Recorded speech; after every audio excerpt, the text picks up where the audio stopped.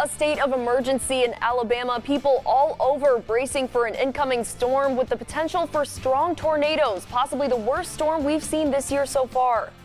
That same system about to hit the Wiregrass. Here's a live look now at the conditions at the Ross-Clark Circle in Dothan. Things are calm now, but tomorrow we could be seeing dangerous and violent weather. Good evening, I'm Michael Rinker. And I'm Jessica Gauthier. The Wiregrass under a level 4 risk for severe weather. Tomorrow we could see winds up to 80 miles per hour, hail the size of limes, and a strong chance for long track tornadoes. And this is all part of what could be a multi-state weather threat. WDHN Chief Meteorologist Jordan Ambrose is in the First Alert Storm Center tracking the latest on the incoming storm. Jordan. Yes, this is a part of a multi-day severe weather event that is actually occurring as we speak right now. A large, dynamic, powerful storm system is ongoing across the country, and this is what's happening. A large area of low pressure actually near Omaha, Nebraska, but what's happening is we're seeing a surge of Gulf of Mexico, Gulf moisture into areas of central areas of the United States, and then this is why we're under that level 4 risk of severe weather. As this continues to move to the east, we're going to see severe thunderstorm warnings and even possible tornado warnings in areas like Mississippi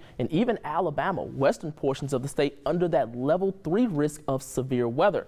Now, here's a closer look for our threat tomorrow, because the threat only increases as it looks like we have a more powerful setup for areas between Jackson, Mississippi and Birmingham, and including areas like Tuscaloosa and Meridian, where they're under a rare level 5 out of 5 risk of severe weather. And all of our Wiregrass counties currently under a level 4 out of 5 risk, and that extends even just to the west of Atlanta. So the possibility of damaging winds, also strong and potentially violent tornadoes across areas of the Wiregrass and much of the state will be possible. And this is why they issued that state of emergency. So here's how things are going to shape out. Again, supercells possible tonight across Mississippi and Alabama, but once we get towards your Saturday afternoon, already multiple supercells ongoing across much of the state of Mississippi and entering Alabama, possibly even near areas of Birmingham, and this will continue for hours. Even around 7 p.m. you see this line of storms continue to move, but the issue is they are semi-discrete, which means they kind of stand alone and they rotate, and as they continue to rotate, it will make its way across the Wiregrass,